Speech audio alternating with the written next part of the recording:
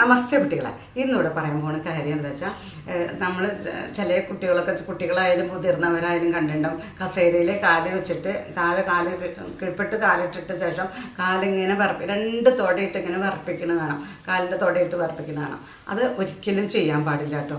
അത് വീടിന് ദാരിദ്ര്യം കൊണ്ടുവരുന്ന പറയുക. അങ്ങനെ കാല് വിറപ്പിച്ച് കഴിഞ്ഞാൽ അതുമാതിരി തന്നെ വീട്ടിൽ കുട്ടികളെ ചെയ്യണമെന്ന് വെച്ചാൽ മുതിർന്നവർക്ക് അസുഖം വരുന്നൊക്കെ നമുക്ക് പറഞ്ഞു തന്നിരിക്കുന്നത്. അത് ഒരിക്കലും അങ്ങനെ കാല് വിറപ്പിച്ചിരിക്കാൻ പറ്റില്ല. അതിന് വേറൊരു വശം കൂടി പറയുകയാണെങ്കിൽ, നമുക്ക് മറ്റുള്ളവരുടെ കുട്ടികളെ ചെയ്യുന്ന അല്ലെങ്കിൽ വയസ്സിന് താഴ്ന്നവരാണ് ചെയ്യുന്നത് വെച്ചാൽ മുതിർന്നവരുടെ മുന്നിൽ അങ്ങനെ കാല് വിറപ്പിക്കുകയാണെങ്കിൽ ബഹുമാനക്കുറവായിട്ടും അത് ചിലവർ അംഗീകരിക്കാറുണ്ട്. അപ്പോൾ അതുകൊണ്ട് മുതിർന്നവരുടെ മുന്നിലിരുന്നിട്ട് കുട്ടികൾ ഇങ്ങനെ കാലൊന്നും ആട്ടുന്നത് നല്ലതല്ല.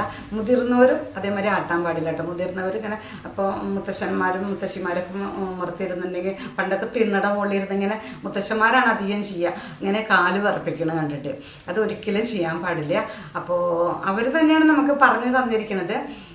അങ്ങനെ വിറപ്പിച്ച് കഴിഞ്ഞാൽ ശരീരത്തിനും ദോഷമാണ്, അതുപോലെ തന്നെ നമ്മുടെ കുടുംബത്തിനും ദോഷമാണ്. അപ്പോൾ ഇതൊക്കെ ഞാൻ പറയുന്നത് എന്തിനാ അറിയോ, നമുക്ക് മുതിർന്നവർ പറഞ്ഞു തന്നിട്ടുണ്ട്. അപ്പോൾ ഇന്നത്തെ കാലത്ത് അങ്ങനെ മുതിർന്നവർ, അമ്മമ്മയും മുത്തശ്ശനൊക്കെ വീട്ടിലില്ലാത്തവർ കുട്ടികൾക്ക് പറഞ്ഞു കൊടുക്കാനും അതുമാതിരി കുട്ടികൾ കാണുകയാണെങ്കിൽ ഇത് അവർക്ക് മനസ്സിലായിക്കോട്ടെ വെച്ചിട്ടാണ് കേട്ടോ പറയണത്.